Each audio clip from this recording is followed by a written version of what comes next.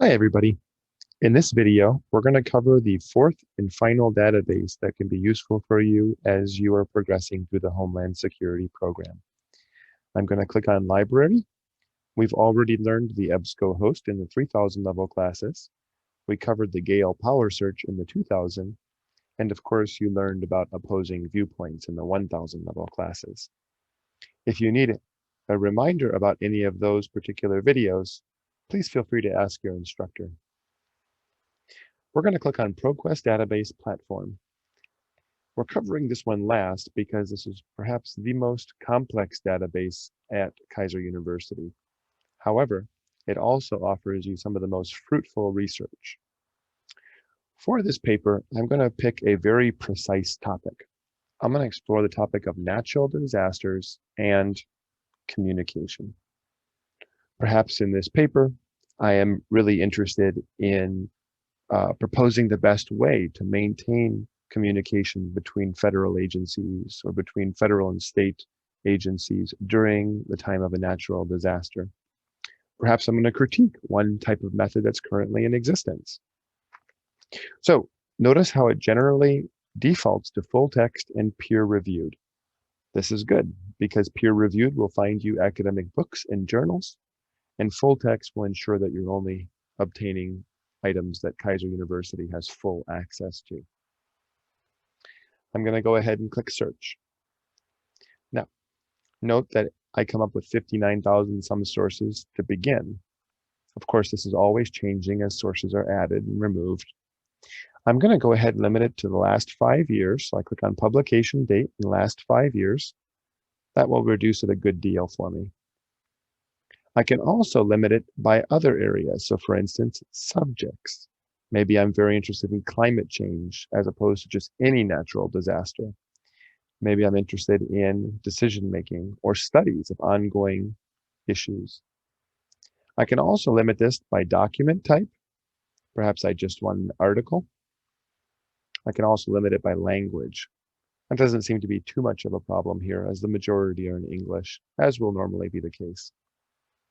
I can also see publication titles. In other words, what journal has this been published in? Obviously, some journals might be more useful. For instance, given my topic, natural hazards might be a specific journal to filter. I'm going to not use any of these for the moment and just see what's available. So I see public procurement, natural disasters, lessons from Croatia. So this could be interesting. Pharmacist reaction. That's probably not what I want unless I have a particular interest in the dispensing of medicine post-disaster. Service-oriented architecture, probably not what I'm looking for either. Schools, well, this could be interesting. So what role do teachers play when it comes to schools? This could be quite interesting, especially if I'm interested in areas of natural disasters where there might be schools or where students need to be prepared or where we need to be preparing students early. As always, there are a range of tools available to you once we actually go into the journal. I'm going to go with this one, coordination and disaster. That sort of seems like what I'm actually exploring in this paper. So I have some information here. Notice it looks like an academic journal, right? Academic journals always look a little bit, for lack of a better word, boring. There's not any flashy images. There's probably lots of charts and references. So this tells me, visually speaking, that this is an academic journal. When you obtain a journal from ProQuest, as always, you're suggested to download the article. You may also email it to yourself. While here, use the citation function and grab the most recent APA citation.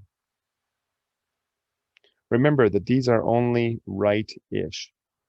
You'll need to check them before you use them exactly. You also see some interesting functions available to you on ProQuest, such as related items.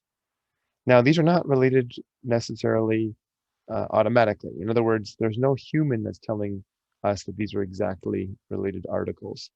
So it would be your job to sort of determine whether these are actually related or whether they're perhaps the computer is making a miscorrelation between them. So once you find an article, it's best to click on Abstract. Read the abstract first. The abstract is usually 100 to 200 words summary over what is being said in the article.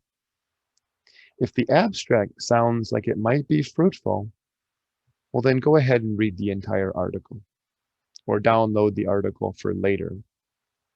One strong method of research is to read the titles and abstracts and then collect more articles than you need.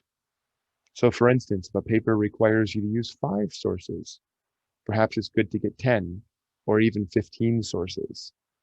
If you pursue a graduate degree, it's often suggested to obtain 10 times the articles you need.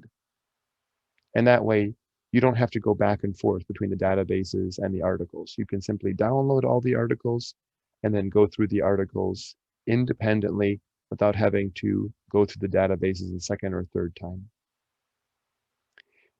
We hope that this function is useful for you.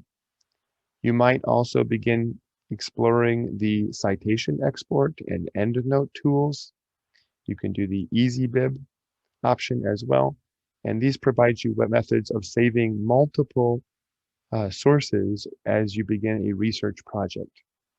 That will be very useful for you when you move to your capstone project, which will likely be the very last class that you take as a bachelor student here in the Homeland Security program. As always, reach out to your instructor if you need additional help. We wish you the best.